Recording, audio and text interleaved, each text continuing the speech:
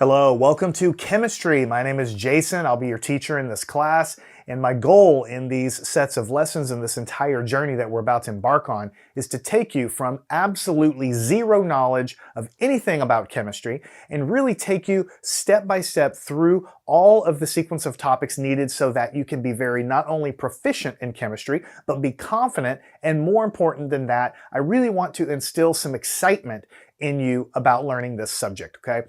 Really, I want to front load this class with the things that I really wished that people had taught me when I first learned chemistry. Because usually what you do is you jump into chemistry and you start talking about atoms and molecules and reactions, and before you know it, you're a little bit lost in exactly what you're doing maybe, and your problem solving skills are not maybe where they need to be, and so you start struggling, and then a lot of times you get discouraged. But just like with anything that you learn in life, whether it's learning how to talk, or learning how to ride a bicycle, or learning how to drive a car, or whatever, really none of us knows how to do these things in the beginning. So what you need is someone to guide you by the hand and really show you by learning step by step that not only can you understand these things, but you can really get a deep intuitive grasp of what it is you're trying to learn. Well, I call that a mastery of something when you feel it in your bones. And I really want you to feel chemistry in your bones. I want you to wake up in the morning and say, well, that's a chemical process there. How does that work? And have some excitement and curiosity about that, all right? That's my goal. I want to give you those tools so that you can be excited and kind of like ready to conquer this journey that's ahead of you. Now, we do have to come back to reality a little bit. Why do students have problems in chemistry? A lot of students have problems in chemistry. I will tell you my opinion of what I see with the people that I teach. The main reason they struggle is because of a couple of different reasons. The main one is that every single chemistry problem, almost every single problem, is a word problem, right? So when you take algebra, for instance, I tell you, solve an equation. I just write the equation and bam, you have some steps and you solve it. And there's a certain way you're supposed to do it. Once you kind of get a feel for it, you can just solve it, right? If you move on into trigonometry or calculus, it's the same way. In calculus, I might say, calculate this integral. That's a topic you learn in calculus. Same kind of deal, like boom, boom, boom. You learn the techniques and the methods and you solve it, right? There's some word problems in there, but most of those classes are based on just learning the steps and how to handle these different kinds of situations. But in chemistry, it's not like this. It's never cookie cutter. It's like you have 32.7 grams of sodium chloride in a vessel at 32 degrees Celsius. And then you increase the temperature of the vessel and you add some potassium, whatever to the thing. What's going to happen? How much chemical product will you form? And also, by the way, will it form at all? And if you increase the temperature by, 50 Celsius, is it going to form differently? There's so many different variations on problems that you really cannot just read a problem and just know exactly what to do like you can in an algebra problem. You can't, and that's because they're all word problems. Now that's the bad news, but the good news is it's conquerable. And the way that you conquer it is you have to practice it.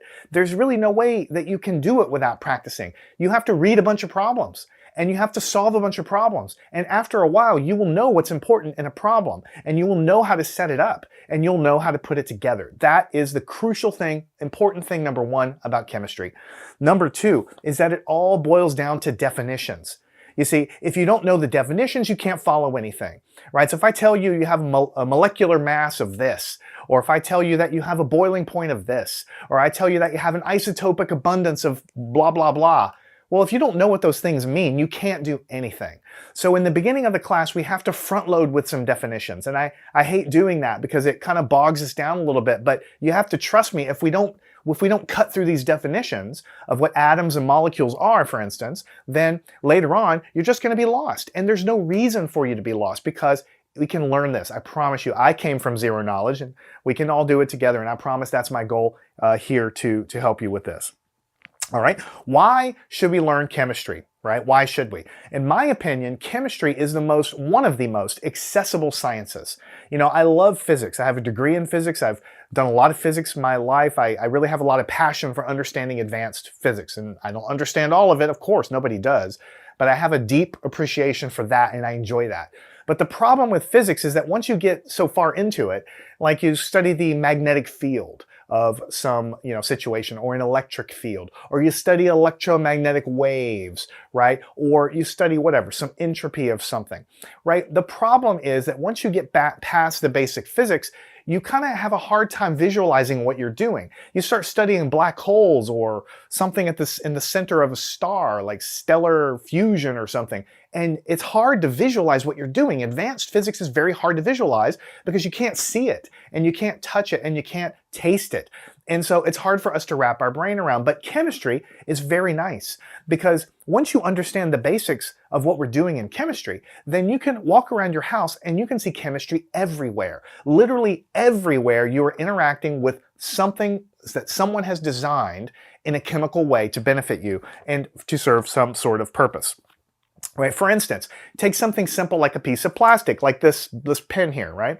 It's made of plastic. Or think of a plastic baggie, right? That plastic baggie is very strong. Have you ever tried to take a plastic bag, and just rip it apart? It's very, very strong. Only if it's thin can you break it. If you twist it up into like a twisty and then pull on it, it's very hard to actually break it. Maybe you can't break it at all.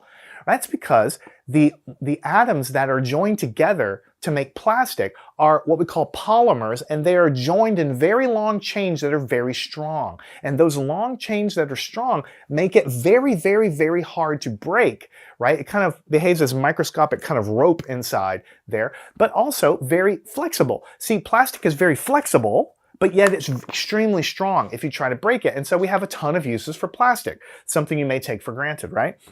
Other things you may look around the house, even the aluminum foil, the sheets of aluminum foil that you have that maybe you cook with, right? That was pressed into a certain shape, and there's a certain chemical process to take the ore out of the ground that is not pure aluminum, by the way. It's aluminum bonded to something else, maybe bonded to oxygen or something. And we have to remove the oxygen and get the pure aluminum out of it and make these pure sheets that we can then cook with, right?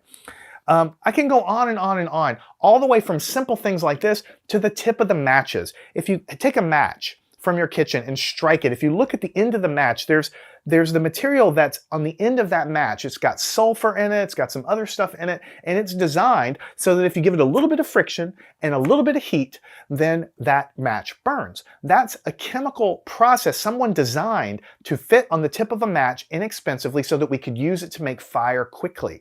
So plastic, fire, we talked about metals like aluminum, also up to very advanced things like rocket engines, right? You take hydrogen, which is the lightest, most abundant element in the universe, and you combine it with oxygen, right? So hydrogen is a gas, oxygen is a gas. You combine it together, what happens? You get a flame, you get an explosion, really. And if you put that inside of a rocket engine, then you generate thrust because of the heat, that's produced in it. All the water that is formed because hydrogen plus oxygen makes water, H2O, right? And that flows out the back of the rocket and produces thrust. I worked at NASA for many years, so that's near and dear to my heart. But, chemical processes stretch even into space travel, into everyday life around you. So the thing I like about chemistry is that once you understand the basics of what you're doing, you can actually see it in action all around you. It's very hands-on. And so that is one thing I really wanted to impress upon you. Now we have a ton of stuff to cover, but real quick, before we go any farther into definitions, just give you a couple more quick examples. You may have seen baking soda in your pantry or in your cabinet, baking soda, and vinegar. And if you mix baking soda and vinegar, you see the bubbling of the carbon dioxide gas, right? That is a chemical reaction that's going on. Just like if you take hydrogen and oxygen and put a flame to it, you get water. That is a chemical reaction where the two different kinds of atoms come together and make a new substance or a rearrangement. In that case, it was water, but in the case of baking soda and vinegar, you see the bubbling of the carbon dioxide gas. We talked about the matches and the sulfur and so on. Now, the good news is that when you solve chemistry problems, really the math doesn't go really beyond addition, subtraction, multiplication, and division. I mean, sometimes you have more advanced equations, of course, when you get into advanced chemistry. Most of the time, it's pretty simple arithmetic, though. So the math should never hold you back. What could hold you back is if you start trying to solve a problem without knowing what the problem's asking. So in this class, we're going to learn how to read a chemistry problem, how to pull out the information that is required, how to really understand what's being asked, and then how to tackle the way in which we should get the solution in the correct way, and also how to check our work. And by doing that process over and over and over again, you will get good at solving chemistry problems, and I hope that it will also be enjoyable along the way. All right. So let's jump into the bulk of this. This is just sort of the introduction. Now we need to really talk about chemistry a little bit more. We talked about why studying chemistry. Let's talk about what is chemistry anyway. My definition of what is chemistry. Now this is my definition of chemistry. Your definition may be slightly different. If you have a textbook, the definition in the textbook will be slightly different. There's different ways to define chemistry. My definition is chemistry is the study of the composition and the structure of matter and changes that occur in matter. It's a short little definition, but basically what we're trying to say here is that chemistry is studying the composition of matter, and as we react things together in a chemical reaction, how does that matter and the structure of matter change? Because we have the word changes here. So I'll give you a good example. We take sodium, right, which is a metal on the periodic table. We're going to talk about the periodic table in a minute. It is a metal that is so reactive that if you drop it into a bowl of ice water, it will catch on fire. It will have a chemical reaction with the water, and a lot of heat will be created, and there will be a flame that is actually produced as part of that. You don't want to be eating any pure sodium. And then you have chlorine, right? Chlorine is a kind of a yellowish looking gas that will kill you. If you inhale it, you die. Okay? Sodium and chlorine obviously are two totally different things that are not seemingly related to each other. Now we're going to talk about this in a minute. Why does sodium have the symbol Na? We'll talk about that in a little bit. Sometimes the symbols don't exactly match up with the letters we use to represent them. But if you take sodium and you combine it with chlorine, these are two things that basically would kill you. If you swallowed pure sodium, you would have some sort of reaction in your stomach. It wouldn't be pleasant, I promise you. Chlorine will kill you. But whenever you mix it together, it forms something new, bonded together, called sodium chloride. And sodium chloride is what you eat every day in table salt. Not only is table salt tasty, but it's actually required for your body to function properly, because when you eat the salt, your body breaks down the sodium and the chlorine into microscopic quantities that won't hurt you, but those sodium and chlorine entities in your body, they are used in the function of your nerves and your brain and all manner of uses inside of your body. But the point I'm trying to get at here is sodium is something you don't want to eat, chlorine is something you don't want to eat, but together sodium chloride has a totally different character. It is a crystal that is kind of shiny. You've seen what salt looks like under a microscope, right? It's a little shiny little crystal, but it's perfectly fine to eat. In fact, we need it to survive. It's salt, right? So when you put things together, the atoms are rearranged into some product that has a totally different set of characteristics compared to what goes into this guy, right? And this is what I called a chemical reaction. As we recombine things in different ways, we have new products that are formed, which we then can use, and that have different properties than what we started with. All right. What about, I'm just going to write it in words, wood burning, right? So what I mean by wood burning is there are chemical compounds. We'll talk exactly what the word compound means in a minute. Inside of wood that contain long chains of carbon, right? Lots of different ones. And whenever you add oxygen to wood, of course we have an atmosphere full of oxygen, and you add heat to it, we get the familiar idea of burning wood, right? And what do you get when you burn wood? You get a new rearrangement of what you had started with. You get CO2, which is carbon dioxide gas, but you also get H2O, which is water. Almost everything that burns that has carbon in it is going to produce carbon dioxide and H2O water. And we're going to talk a lot in the future as to why these things are almost always produced. But the point is wood doesn't look anything like a carbon dioxide, which is a gas. Wood doesn't look anything like water, which, as it's floating up from the campfire, is a gas. But when you combine it with the oxygen and you add a little bit of heat, those atoms that are in the wood, the carbon and the hydrogen and the other things that are in the wood, they can be combined with the oxygen from the air and rearranged in a different structure than what we started with, and that has totally different properties. Carbon dioxide is a colorless gas that floats away. Of course, we breathe out carbon dioxide as well from the respiration of our own cells, which produce carbon dioxide as a waste product as well, much like wood burning. And it also produces water, which of course is totally different as well. So these products are a rearrangement. So we say chemistry is the study and the composition of structure of matter and changes that occur in matter. The changes that occur are because the atoms rearrange themselves and form new products with different properties than what we started with. All right, another example would be iron rusting. Right? If you take a bar of iron, throw it in the yard, iron might be, very shiny when you first get it. If you polish it really good, everything looks great, and you throw it in the yard, leave it there for a few weeks and go back, then the iron bar will not look beautiful anymore. It'll look a little brownish, a little bit maybe not as lustrous as it used to be. And if you start scraping at it, that brown substance will kind of flake off. That's iron oxide.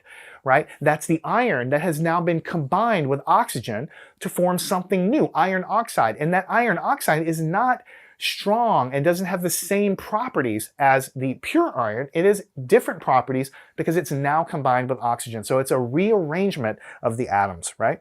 And then of course we have the famous, the big one, the super important one, we have hydrogen,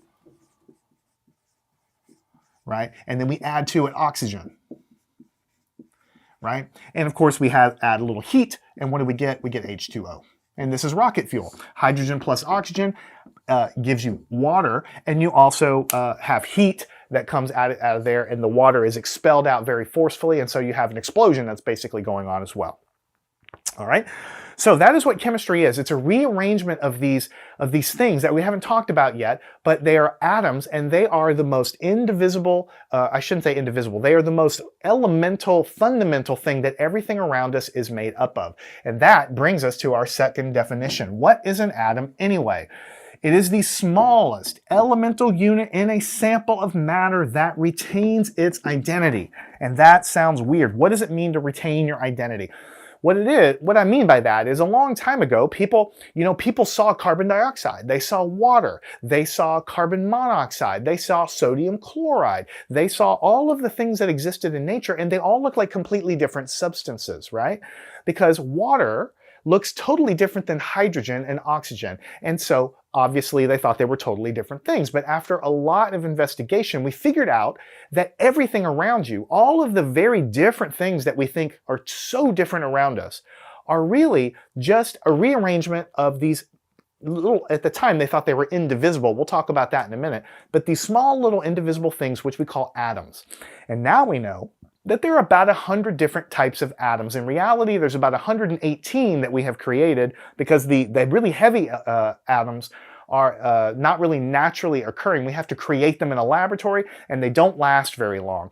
So at the very end of the periodic table, the very heaviest atoms are things that are not really very stable. They don't exist in nature. Maybe they're radioactive. So you can count those if you want, but they're not things that we're going to study in this class. In the bulk of the periodic table, it exists of about 100 elements that are natural and stable. And the point I'm trying to make here is that all of the things that look so different around us are really just different combinations of those roughly 100 different atoms. Of course, there's a few more in reality that we've discovered, but those are the ones that are common, right? Nickel, iron, hydrogen, oxygen, chlorine, I can go on and on, lead, those are the atoms, which were also called elements on the periodic table. Those are the fundamental things that, what do we say? Smallest elemental unit in a sample of matter that retains its identity. What do we mean by that? If I take a sample and start cutting it in half and cutting it in half and cutting it in half, like a bar of pure aluminum, let's say, I cut it in half and cut it in half, eventually I'm going to get down to a single aluminum atom. And that atom, we're going to learn a whole lot more about how atoms, our modern theory of how atoms are constructed later. But for now, just know that if we try to take that atom of aluminum and break it in half, then we don't have anything that behaves like aluminum anymore. So we have something smaller than an atom in that case. So we say atoms are the smallest elemental unit in a sample of matter that retains its identity, because if you get down to a single aluminum atom, It has all the properties of aluminum. It's shiny, you know, maybe it conducts heat, maybe it doesn't, or whatever the element is. It has all of the properties of that substance. But if you take a single atom and try to break it in half, then it has no characteristics of aluminum anymore, because you're now digging inside of the atom. Now I'll clue you in, because I know that you already know anyway, and we're going to get into this a whole lot more later. We now know that most of the mass of the atom is concentrated in the center of the atom, called the nucleus, and those are where what we call protons live and neutrons live. We're going to talk about this a lot later on, so let's not get bogged down in it right now, but that is what is in the center of the nucleus, right? And then we have the electrons, which are kind of orbiting, and we'll talk a little bit more about orbiting later, but they're in a cloud that surrounds the nucleus, and together the nucleus plus the electrons form the atom. So if you try to split the atom in half, then you don't have aluminum anymore. You have something else, because you now have kind of digging into the nucleus to the root of the protons and the neutrons that are in there. And so those are called subatomic particles, protons and neutrons and electrons, because they're smaller than an atom. Now, back in the day of early chemistry, we didn't know anything about electrons. We didn't know protons existed or neutrons existed. So the definition they came up with was atoms were the smallest indivisible things that retained its identity. But now, of course, we know we can split atoms apart into protons, neutrons, electrons, and we even know now that we can actually even split the neutrons and the protons up into something even smaller than that, and those are called quarks. And I know that sounds weird, but that's a fact. We know that quarks are what make up the neutrons and the protons. Turns out electrons don't seem to be made of anything smaller that we know of. They really are indivisible. Now, all of this is our current understanding. It could all change, which leads me to my next point. I want you, as you learn chemistry, as you read your book, as you watch my lectures, I want you to learn, but I want you to also realize that we don't know so much about how this stuff works. And I want you to really absorb that, because it's very easy when you read a book to say, well, all this is figured out, I'll just learn it. There's nothing else to learn. But actually, when you dig a little deeper than the surface layer on anything, you will realize that we don't know anything about how this stuff really works. What I mean by that is a little silly. Of course, we know some stuff, but the details of how the electron behaves in the atom, we don't really know exactly the details of exactly how things behave, how the chemical bonds work, how they break, and how they form. Yes, we have theories on how they somewhat work, but we also have situations we don't totally understand. How exactly do the bonds break and form? Exactly, on a nanosecond by nanosecond basis. Those are areas of active research. How do we make chemical compounds of a certain shape and a certain size to perform a certain function? Those are things people are researching. So when you read this stuff, and when you learn this stuff, and when you watch me talk about it, and it seems like we know everything, in the back of your mind, I want you to know there's tons we don't know, and there's tons of room for you to make that next discovery. That's what I want you to know, because I want some people watching this to get excited and get pumped up and learn this stuff and take the tools and then go discover the next big thing. All right, so we've talked about what is chemistry. We've talked about atoms, right? Some examples of atoms, right? We've talked about a lot of these already. We know we have oxygen. Right? Oxygen is on the periodic table, and we're going to talk about the periodic table a little bit better, but a little bit later. The periodic table is a organizational chart that shows all of the atoms that we know about.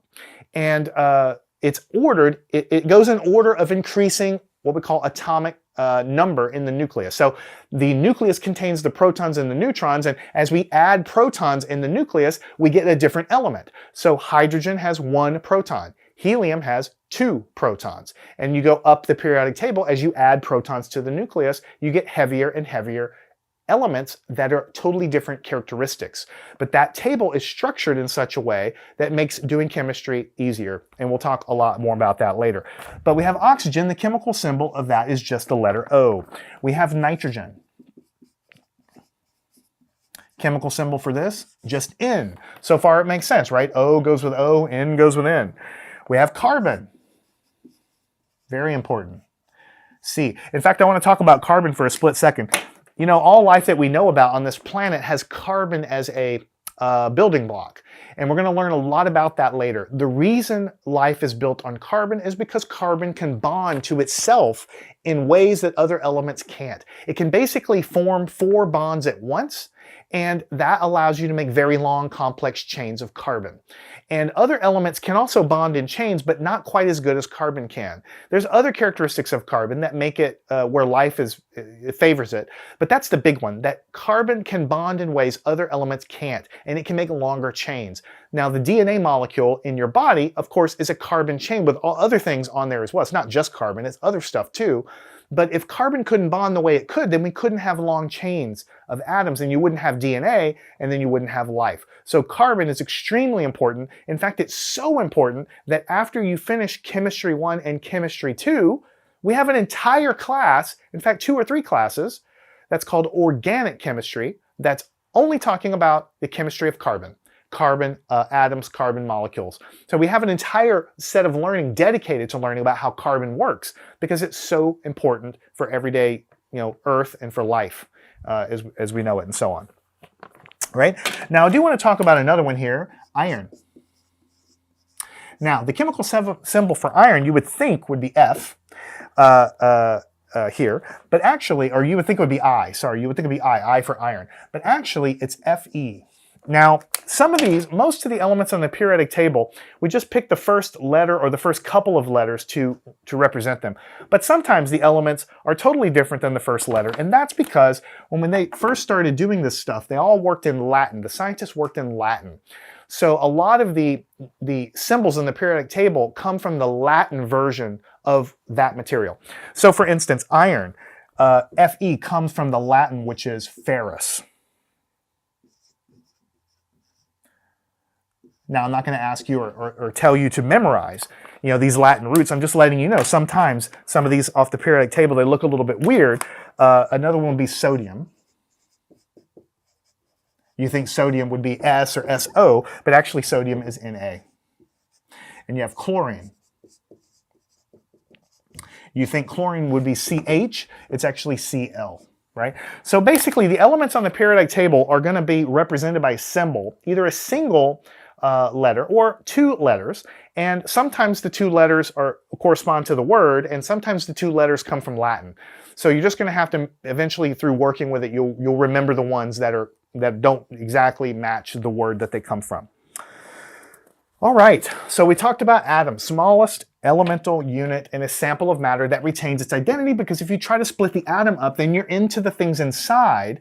You're breaking it apart into the protons and the neutrons, and all protons look the same. All neutrons look the same. If you had a bucket of electrons, if I could just put a bucket of electrons here, they would all look the same. They don't have any difference in the character there. Only when they're combined in these ways, these different elements have different characters. All right. Now the next thing we're going to talk about is the concept of a molecule. A molecule. A molecule is a larger unit in which 2 or more atoms are joined, which we call in chemistry bonded, together. So I know that you all have an idea of what a molecule is. It's kind of in everyday language. This or that I know that you have an idea of it because we've all heard it before you take a chemistry class, but we have to make sure we are on the same definition.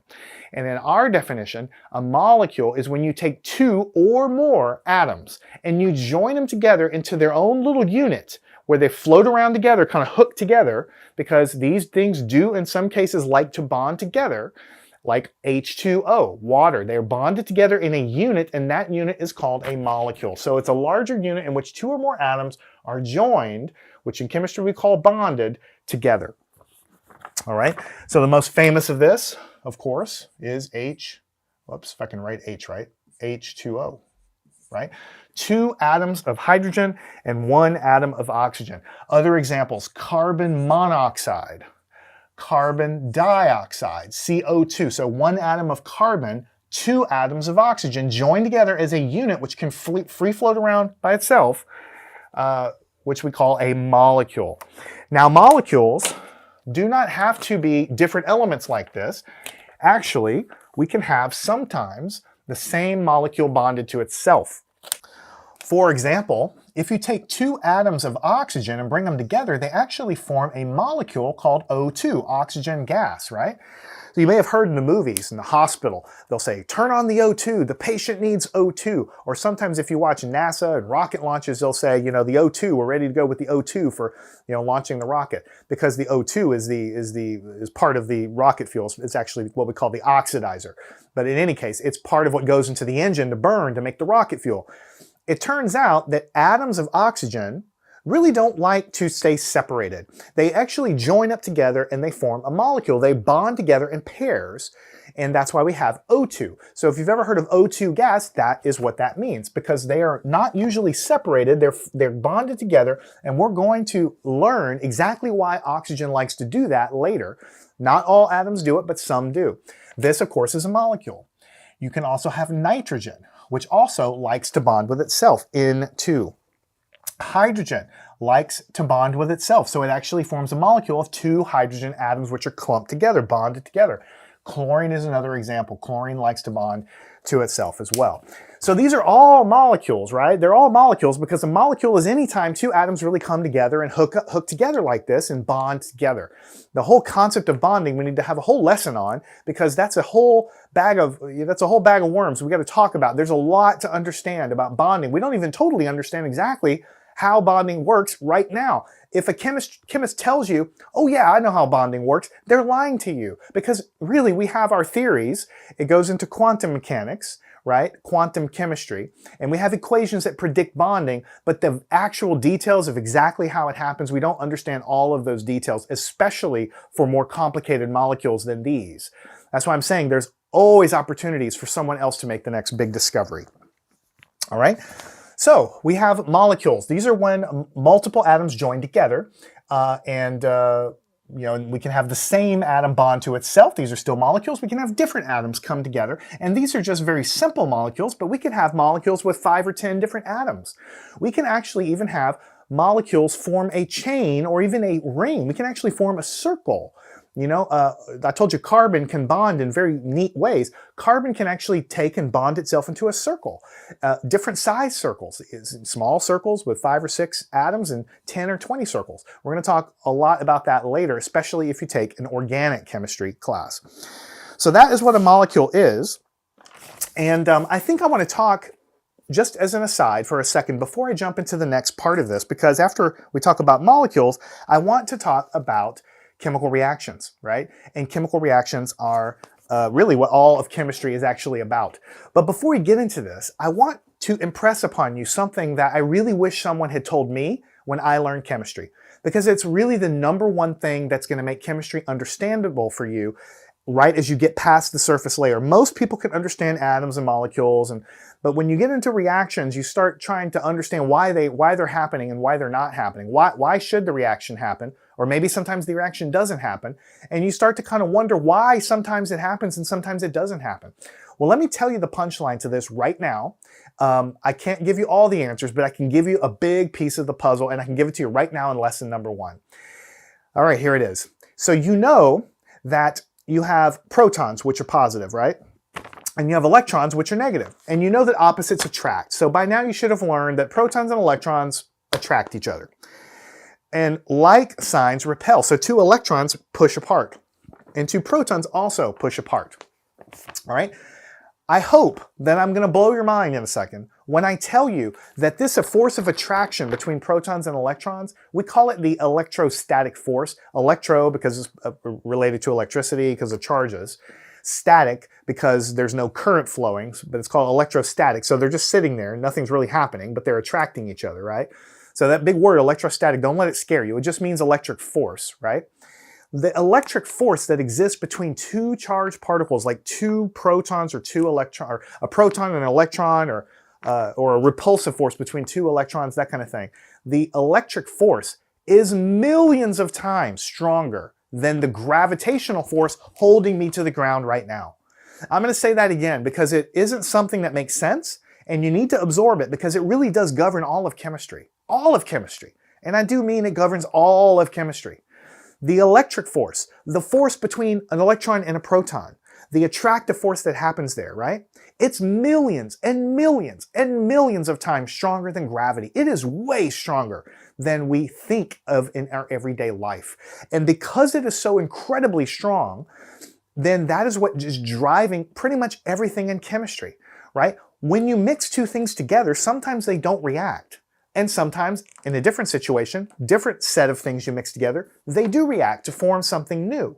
But what determines if the thing reacts or if it doesn't? It's the electric force. If the situation that you put those atoms in are in such a way that the electric force is strong enough, then it's going to rearrange what's going on and it's going to come together and everything's going to stick together in a way to rearrange to form the products, right? Because the electric force is what's governing all of the chemistry that's happening, the electric or the chemical reaction that's happening, right? But if you mix two things together and nothing chemically occurs, there's plenty of things you mix together and nothing will happen at all, right? Well, why doesn't anything happen? Well, it's because everything was already stable and the electric forces that were present were just not strong enough to overcome that and rearrange the things into something new, so nothing happens.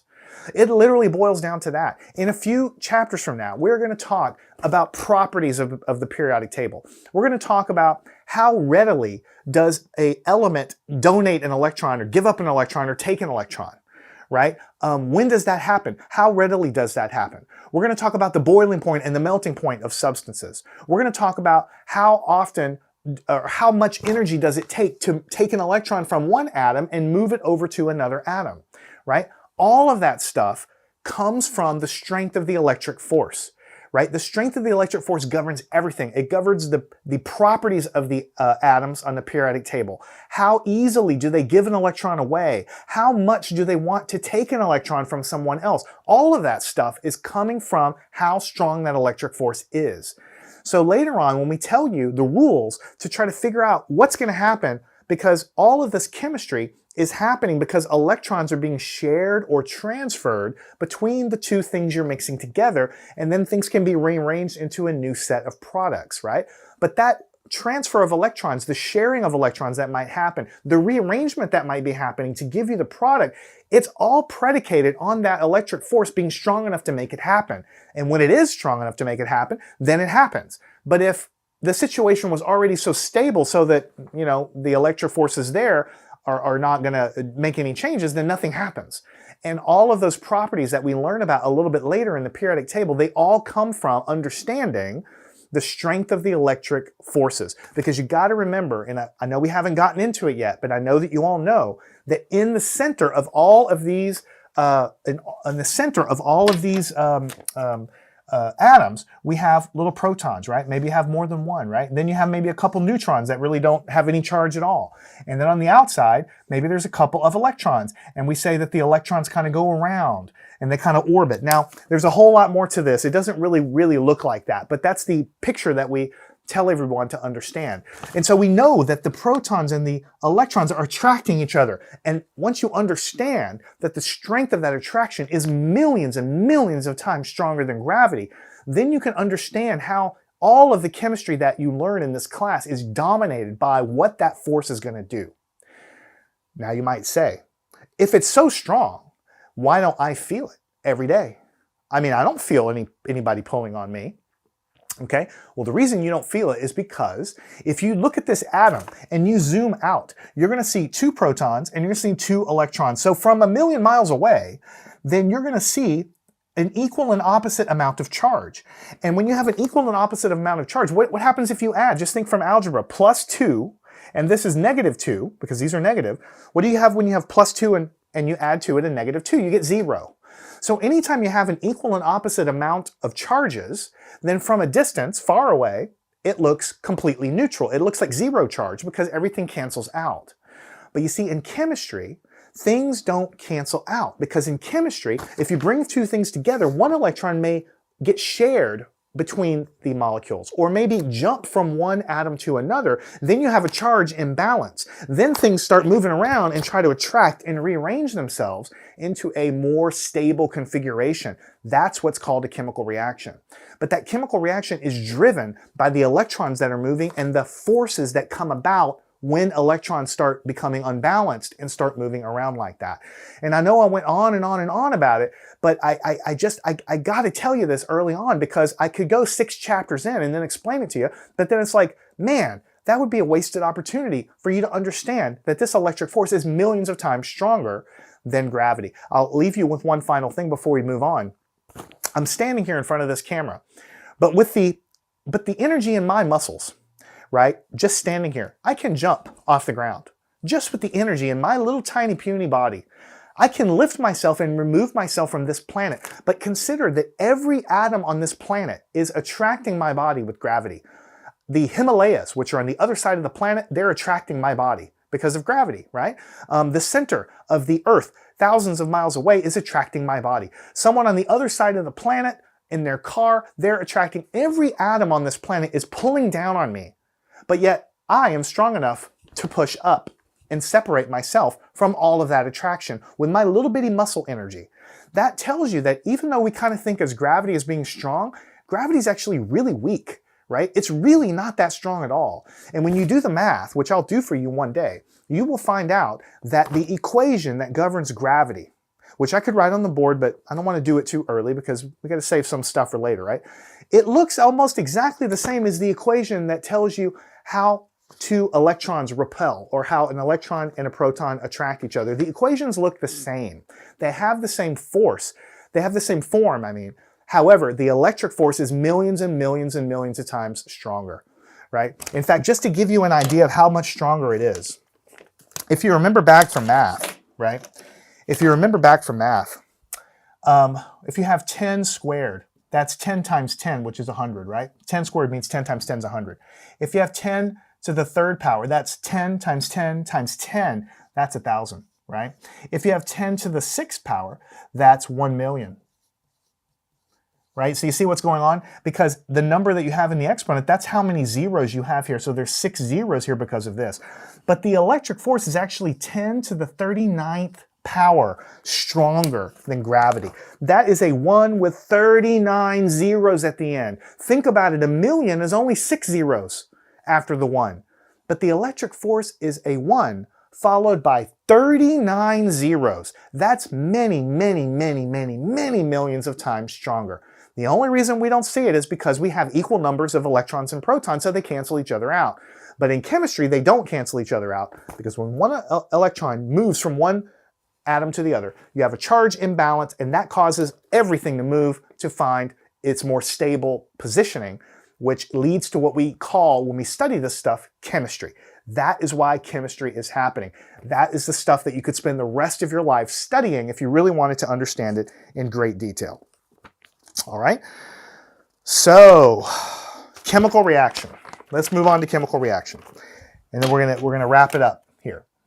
Chemical reaction is when matter undergoes a change in arrangement and or structure of its molecules, and now you know all of these chemical reactions are really happening because the electric force is so strong that if there's ever any imbalance anywhere, things are going to rearrange to get to the lowest, more stable configuration of a state. That's what we call chemistry.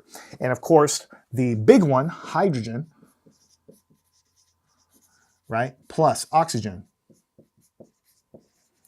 gives you water, H2O. I could write carbon plus oxygen gives you either carbon monoxide or carbon dioxide. Why does it form carbon monoxide with 1 atom of each sometimes? And why does it form carbon dioxide with 2 atoms of oxygen sometimes? Well, we're going to talk about that. It does different things in different situations. But when you combine these things together, the electrons are transferred or shared in such a way that whatever we form on the end here is a more stable configuration than what we started with. We're going to talk a whole lot more about what that means in a little bit. All right. Moving right along, we talked about molecules, we talked about chemical reactions. Let's move back over here to the beginning. I promise we're almost done here. Let's talk about elements. Now, I know that you've heard the periodic table of the elements. You've heard me use the word elements. For our definitions, we're going to say it's the same as an atom. if you hear the word atom, if you hear the word element, they mean the same thing. For our point of view, I'm not saying there could be some other situation down the road where you might have something going on different, but for us, if I say, here is an element of the periodic table, in your mind, you want to say, well, that's just a different kind of atom. That's a unique atom that we have listed on this thing called the periodic table. Common elements, you already know. We have oxygen, we have nitrogen, we have sodium, right, which goes into table salt, sodium chloride. We have argon, and we also have things like neon. You might see those neon signs, that glow orange or whatever, right? So we have all of these different symbols on the periodic table. We call it the periodic table of the elements. You could also call it the periodic table of atoms, because elements and atoms are the same thing. Okay, moving right along, we have discussed this before, but we're going to tie our, dot our I's and cross our T's right here. We have the idea of a compound. Right? A compound is basically a molecule with two or more different elements. You might say, wait a minute, how's that different than a molecule? Let's go back to the definition of a molecule. That's why I wrote everything down. A molecule is a larger unit in which two or more atoms are joined, bonded together. And we gave lots of examples. So a molecule is any time, a molecule is like the general class of what's going on. A molecule is any time you have two or more things coming together in what we call bonding. Almost everything in chemistry we study is some sort of molecule. Not always, but very, very often, right? Let's give a couple of examples. All right, let's talk about CO2. This is carbon dioxide. One atom of carbon, two atoms of oxygen bonded together. Now, this is a molecule. How's it a molecule? Because it's two or more things that are stuck together. Anytime that happens, it's always called a molecule. But this is also called a compound. Why? Because these two elements that came together were different. When they're different, we call it a compound that comes together, right? What about the famous H2O, right? This is a molecule. I'm going to put little quotation marks. It's a molecule. It's also a compound because it's a molecule because it comes together two or more different things, and because they're different elements that come together, it's called a compound. What about the famous H2O2? You know what that is? H2O2 is hydrogen peroxide. You use that to clean cuts, right? It is a molecule because it is anytime two or more things come together. Notice we have four atoms here, two atoms of hydrogen and two atoms of oxygen. So it's four atoms here, but it's also a compound because it's different elements. So you might say, well, wait a minute, everything you've listed here is a molecule and a compound. So when can it be different? Let's talk about the oxygen molecule. Just call it O2, right? Well, this is a molecule because it's two or more things stuck together, but it's not a compound. It's not a compound, right? The reason it's not a compound is because it's the same element stuck together. It's only a compound when it's two or more differently named, different items that come together, then it's called a compound. These are different and they're stuck together, so it's a molecule and a compound. These are different. They're stuck together, so it's a molecule and a compound. These are different, so it's a molecule and a compound. These are the same atom, so it is a molecule, but it's not a compound, right? What about nitrogen gas, right? Same thing. It's a molecule and not a compound. What about chlorine gas? Well, it's a molecule, but it's also not a compound. So I just want you to remember, most of the time, things that we study are compounds. Because most of the time, the things you're studying are not the simple ones like oxygen gas or nitrogen gas, O2, N2, Cl2, H2, hydrogen gas. Usually, we're studying other things like methane or something like that with lots of different elements in there, so that we almost always call them compounds. But just so you know, it's only really a compound if the things that are made up of that molecule are different items. All right, and we're going to round out the tail end of this lesson by talking about mixtures.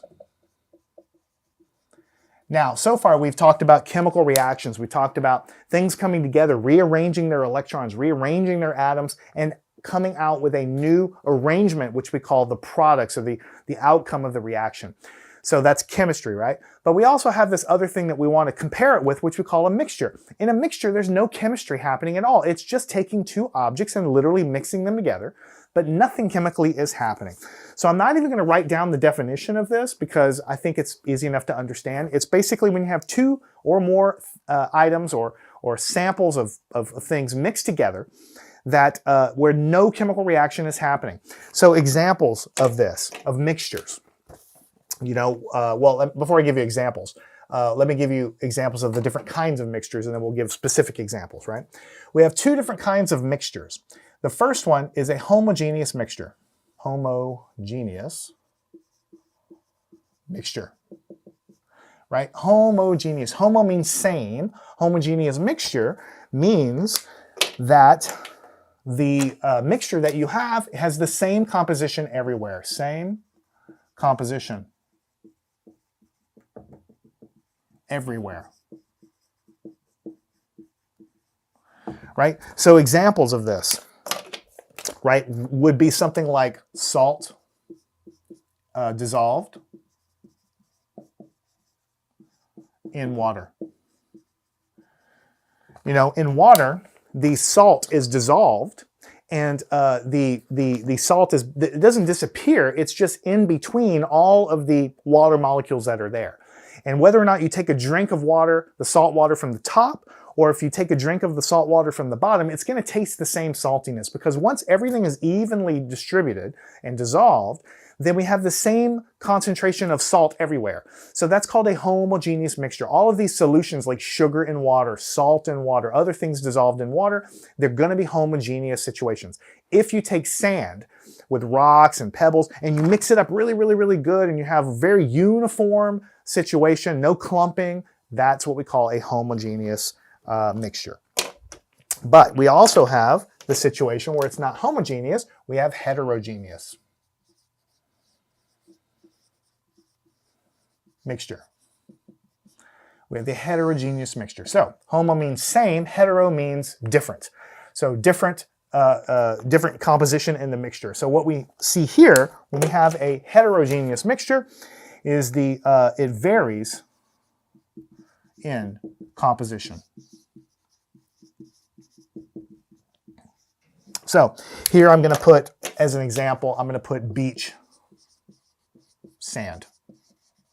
Now you could mix the sand really, really well, but if you don't really mix it, if you take one scoop of sand from one part of the beach and then go 5 miles away down the beach and take another sample of sand, then the compositions are going to be a little bit different, right?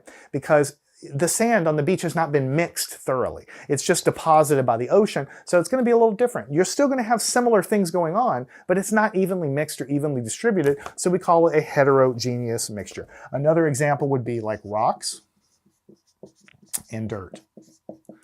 Now, if I mix the rocks and dirt really, really, really well, if I pulverize the rocks to get it really uniformly distributed with the dirt, you could say it's homogeneous. But if you just throw some rocks in the dirt and do a little shaking, it's not going to be uniformly distributed. We call that a heterogeneous mixture.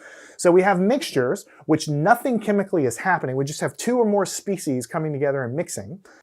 And when you have these mixtures where everything's very evenly mixed, very uniform, we call it homogeneous mixture.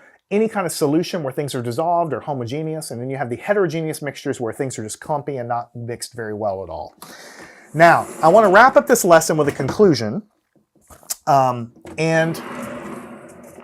I do want to wrap this up with a conclusion, and I'm going to do that now, but I'm going to give you a little bonus material at the end before I do that, because it's on my mind, and I don't want to forget to mention it. I'm sure I'll mention it, and we'll have entire lessons in the future, but while it's on my mind, I do want to tell you a few things. And I'm going to close by kind of giving you a roadmap as to what you really learn throughout chemistry from here on out to the next lesson all the way to the end of the road kind of deal.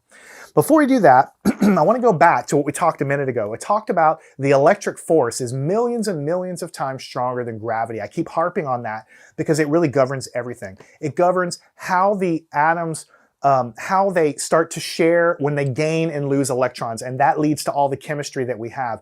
All of the chemistry that we have is all due to electrons moving around on the outer layers of the shells of the atoms that are mixed together. And sometimes they share electrons and sometimes they transfer electrons, and all of that sharing and transferring comes from the strength of the Coulomb force. That's called the Coulomb force, also called the electric force. And because of that, because all of the chemistry that we have is due to that, then all of the chemical bonding is also due to the strength of the electric force, right? So we're going to learn about single bonds, and we're going to learn about double bonds, and we're going to learn about triple bonds. And there are different strength of bonds, right? Some bonds, some chemical bonds are stronger than others, and the strength of the bond, it comes directly from how strong that electric force is, right? Right? And then I'm going to talk about the most important molecule in our world, which is called H2O.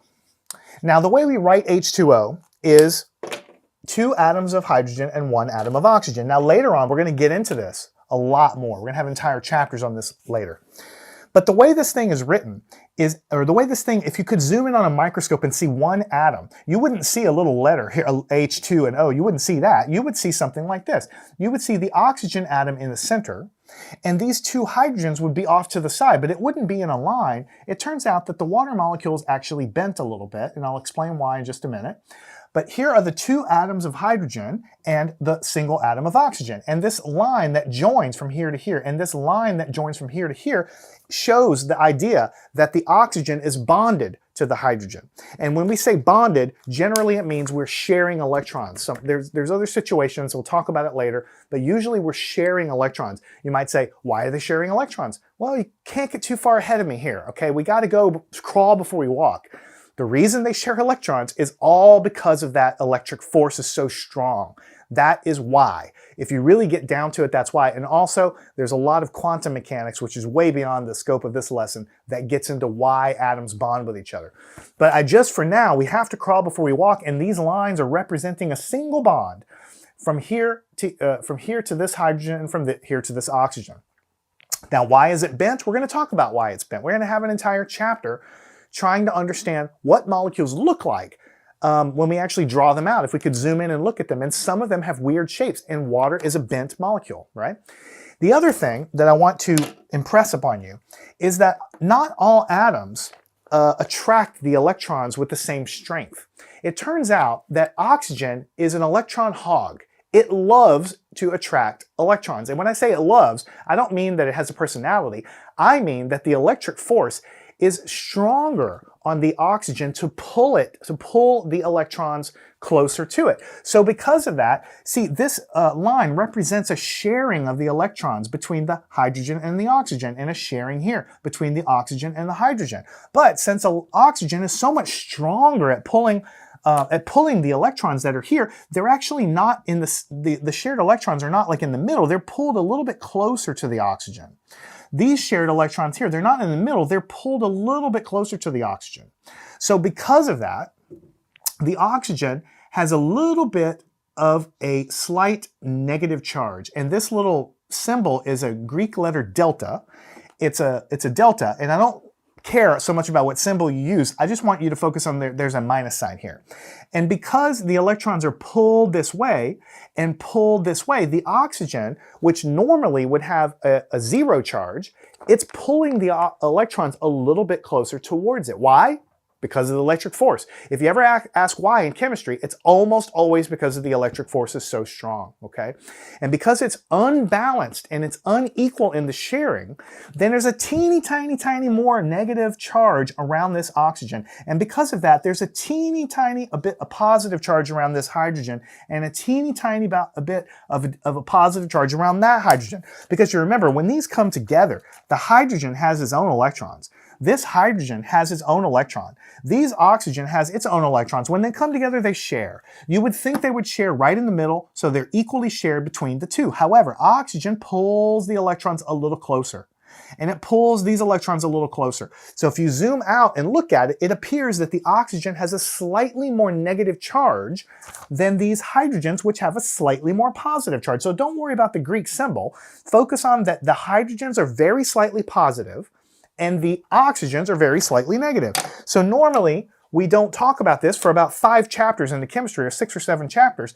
This idea that the oxygen is a little more negative and the hydrogen is a little more positive, this is called polar. This means water is polar. Polar just means that one side of the molecule is a slightly negative charge and the other side of the molecule is a slightly positive charge. Now, why did I tell you this? Because this is just an introduction. I don't have to tell you this now. We're going to have an entire chapter talking about this, right? Why? Well, it's incredibly important that water is polar. I'm trying to give you motivation more than anything. I'm trying to get you excited. I'm trying to get you to be like, wow, that's neat. I didn't know that.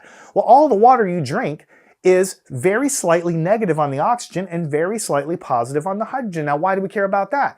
Well, because if I put salt in the water, the salt is also bonded together and it falls into the water. But you see, since part of the water is negative and part of the water is positive, this negative side is going to attract the sodium out of the salt.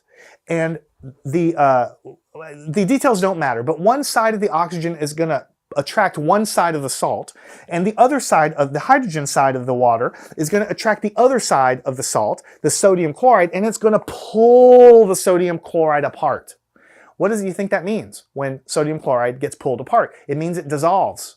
So when you pour salt in a glass, I want you to start thinking microscopically what's happened. It's trillions and trillions and trillions of water molecules, which one half of which are positive and the other half is negative. And altogether, it allows you, because the electric force is so strong, this tiny little charge imbalance on the oxygen, this slightly negative, can attract the positive part of the sodium chloride salt. And this tiny little positive charge on the hydrogen can attract the very slightly negative side of the salt. And because they're pulling on different ends of the salt, they pull the salt apart and they dissolve it. If you put sugar in, it dissolves the sugar. And water turns out to be able to dissolve a lot of different things. Why am I bringing this up? Because your body is mostly water. All the chemistry in your body relies on water. Why? Because all of the things that are happening that are important are dissolved in water. Your cells, all the cells of your body, they're basically chemistry, little bags of chemistry happening inside of water. And if water did not dissolve things, then you wouldn't be able to have liquid chemistry inside of your body. Nothing would work. Because when you have things floating around in a liquid, they can bump into each other and they can have chemistry with each other. When you have salt poured into water and it dissolves the salt, you have the salt broken apart, literally broken up into a sodium and a chlorine, sodium and a chlorine. We'll talk about ions later, but it pulls them into ions, which are just basically breaking them in half, but they're charged now, and they're floating around in the water. But in your body, that means everything can be floating around and it allows chemistry to happen, because when things are floating around, they can bump into other species and they can have chemical reactions. So if the electric force wasn't that strong, then water would not be a polar molecule, which means it wouldn't have a positive and a negative side. And if that didn't happen, then water wouldn't dissolve anything. And if that didn't happen, you wouldn't have chemistry for your body. And it also means ice wouldn't float, because ice also floats because of this charge imbalance. And I'll talk about that later, but it has to do with when you cool down water, it has to do with these charges on the hydrogens and the oxygens. They are what causes ice to form the structure that ice forms. It causes them to join up in a certain way to form the structure of the ice crystal. And that joining is what causes ice to float. And if ice didn't float, then a long time ago, all of the oceans would have just froze over from the bottom up, and there'd be no fishes and no life on Earth. So I guess I'm just trying to give you a little bit of motivation that something as simple as, oh, I tell you the electric force is so incredibly strong. Believe me, it's strong. And you're like, okay, I get it. But now I'm trying to give you a practical thing. If it wasn't that strong, then water would not have this charge imbalance. It wouldn't be polar. And if it wasn't polar, nothing would dissolve. And ice wouldn't float. And that means we wouldn't have any life in the oceans, because ice would be frozen solid. Because ice floats, it means when ice floats to the top, you could still have fish swimming on the bottom. But if the oceans froze from the bottom, then the whole thing just gets frozen solid, right? And you would never have any complex chemistry happening in a liquid vessel, which is what your body is doing all the time. So you couldn't have any respiration, you couldn't have any metabolism, and you wouldn't have any life. So everything literally comes back to how strong that electric force is. It's millions of times stronger than gravity. All right, I've done enough talking. I want to wrap this up. The last part of what I'm going to leave you with is a roadmap for what we're going to study in the future. We're going to study chemical compounds in detail. We're going to talk about when they combine, how they combine, and how do we name them? What do we call them? And how to determine what happens when we have two things coming together. Then we're going to talk about chemical reactions. When does a chemical reaction happen? Why does it happen? And what forms on the other end of a chemical reaction? And then we're going to calculate, okay, if I mix so many grams of reactants together, that's the things you mix in the test tube, how much grams of product am I going to get? Will it be solid, liquid, or gas that comes out the other end? And how many grams of it will I have, right? And then we're going to talk about how much heat comes out of that chemical reaction. Or sometimes chemical reactions require heat to get started. Like when you burn the log, nothing happens until you add heat. Some reactions don't happen unless you add heat to get it started. Some reactions are they liberate a lot of heat, like rocket engines, for instance. They liberate a lot of heat. So how much heat comes out of a chemical reaction? What is heat, by the way? It's a microscopic motion of atoms. So we're going to talk a lot about what heat is and temperature. Is light released? We're going to talk about what causes light to come out of a fire. It's the electrons jumping around inside of the atom, and they generate a photon of energy, which we call light, that comes out of that. So a campfire is heat and light. It's a chemical reaction, also with electrons moving, so we can see the light that comes out. Then we're going to talk a lot about the structure of molecules. So you can write these things down, like H2O and CH4 and other things. You could just write them down with letters and numbers, but it doesn't tell you the structure. It doesn't tell you the shape. Why is water bent like this? It's not a straight line. That doesn't make sense. Well, it actually does make sense, but we have to dive into the details of what's happening. So we have to talk about electric structure. We have to talk about electronic structure around every one of these atoms. How are the electrons organized around the atom? And how do they interplay when two things come together? So we have to talk a lot about atoms and a little bit of quantum mechanics to understand how the electrons are structured around atoms and how they come together. We're going to talk about the chemical bonds next. Single bond, double bond, triple bond, and then all other flavors of bond called sigma bonds and pi bonds. How are the electrons coming together to make a bond? And what is a bond? And why do bonds happen anyway? Because believe me, that question is not as easy to answer as you might think. We're still studying exactly how bonds happen, right? Then we're going to talk about reaction rates. How fast does a reaction happen? How far will it go? How much heat is released and how fast will it happen?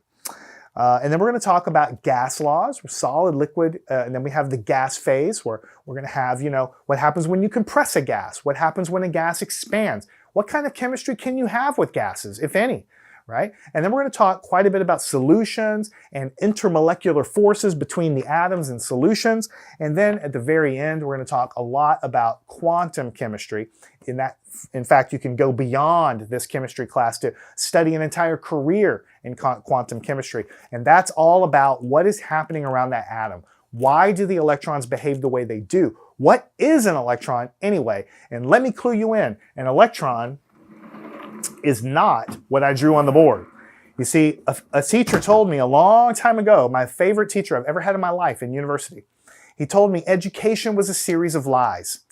And it took me a while to understand what he meant, but what he meant is that I have to lie to you a little bit in the beginning so that you can understand something. And then as you understand more and more, I can tell you more truths so that you can make your own jump and make your own discoveries. So at first we tell you that atoms look like this, positive, negative electrons, they go round and round, but actually this picture is not right. So we have to talk about what do we really know about electrons. And I'll give you a hint. Electrons are little bitty waves. Protons are also little bitty waves. And even the light that you see are little bitty waves. So it turns out that I can summarize about 50 years of quantum research in the early 20th century by telling you that we pretty much figured out that everything is made of waves. Even the things that seem hard, they're really made of microscopic little waves. But we have to treat this education as a series of lies. We have to start somewhere, and then we have to build step by step by step so that you gain confidence as you go. And then we can get to the stuff down the line, in which case we run out of road, we have no more road, and you then have the tools to continue and build your own road and make your own discoveries And that's the whole point of all this stuff. That's all I want out of this, is for you to learn and for you to move on and make your own discoveries. I hope that you've learned something from this introductory lesson. I tried to give you a roadmap. I tried to give you definitions. I tried to tell you some of the most profound things that I know about chemistry that can be explained in a few minutes. But everything we said here is really just the surface. We need to now go one level down below the surface. So watch this a few times if you need. Follow me on to the next lesson. We're going to continue our journey understanding chemistry.